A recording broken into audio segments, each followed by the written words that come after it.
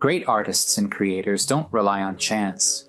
They build systems that allow them to catch inspiration when it arrives, to create even when they don't feel inspired, and to evolve their craft.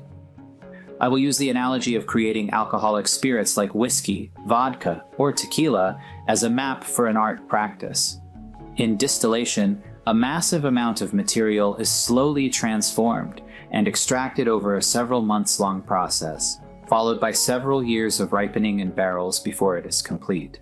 Good ideas and good art don't appear out of thin air. They are cultivated, processed, and refined. And if you want to be an effective artist or creator, understanding this analogy will help you build a sustainable, ongoing practice that produces work of real depth. Before distillation begins, various grains or fruits need to be fermented in water. This process involves allowing a mash, a large vat of materials, to be fed upon by yeast. The yeast breaks down the various sugars in the plant matter into alcohol over several months. When making art, intentionally build your mash of ideas: notes, sketches, quotes, journal entries, scraps of conversation, and other people's art. A well-curated mash of ideas becomes a reservoir of raw creative fuel. All you need is some way to capture and organize inspiration, because even the smallest idea today could ferment into something powerful later. A system doesn't have to be particularly complex.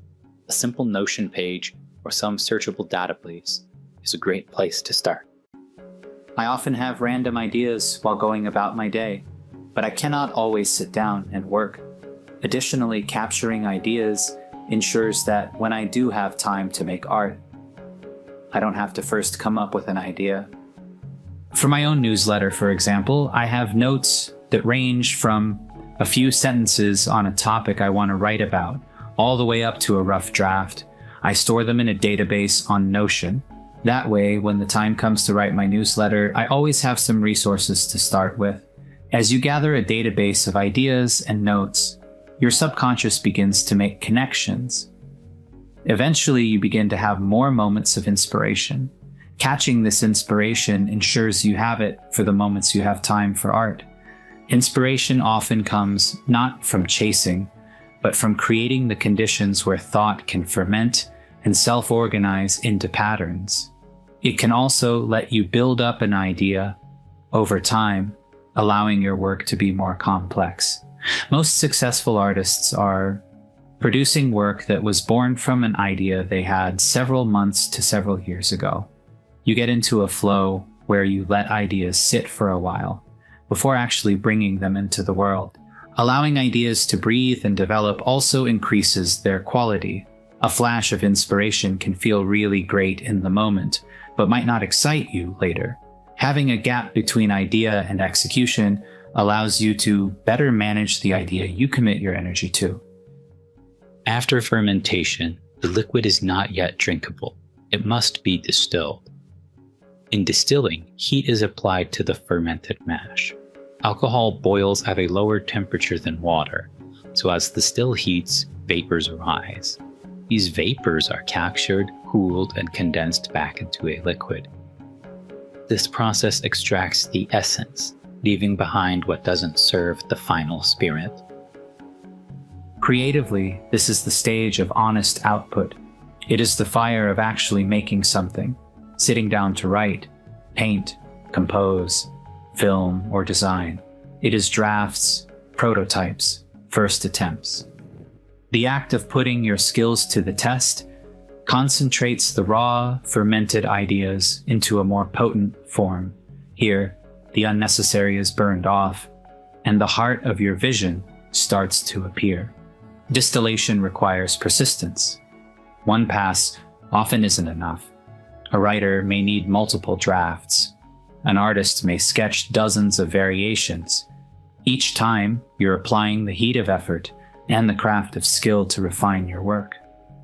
Working with an idea in experiments, sketches, and drafts also gives you time to evaluate the potency of the art. Not all that comes from the still is worth drinking. Distillers know this well. The first portion, called the head, contains compounds that are harsh and even poisonous. The last portion, the tail, carries bitterness and unwanted flavors. Only the heart of the distillation run, the middle portion, is kept as the true spirit. In creativity, this is the curation stage.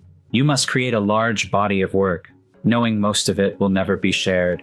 Sketches, drafts, experiments. These are the heads and tails of your process, ultimately necessary, but not the final product. From this abundance, you select the best, the clearest expression of your idea, the heart of your work. While all art will have value for you, either as insight, healing, or practice, not everything you make will have inherent value for others. This is why great creators produce in volume. They know that to get to the heart, they must first create plenty of material that never sees the light of day. Even after distillation, many spirits are not ready to drink. They are aged in barrels, sometimes for years, where they slowly develop depth, complexity, and character. The sharp edges soften, and the flavors harmonize. Creatively, this is the stage of maturation.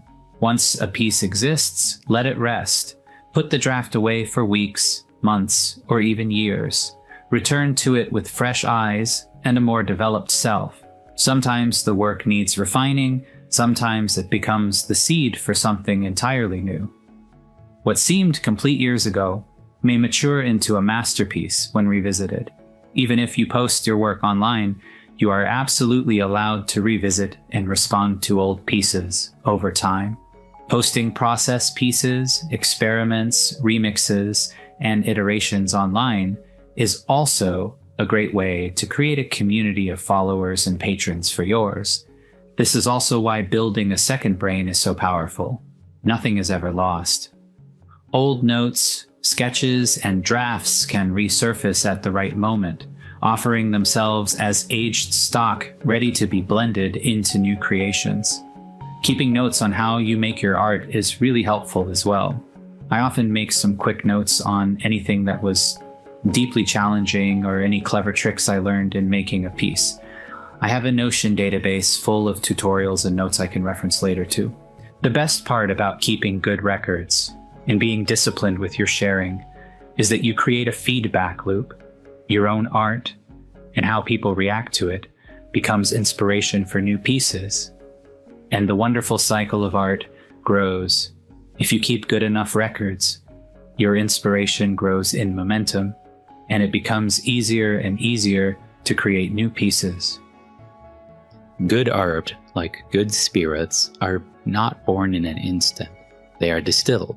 And the more you commit to the process, the more refined, potent, and memorable your creative work will become. Most people only see the tip of the iceberg. They assume artists pull great pieces fully formed from their mind like a rabbit out of a hat.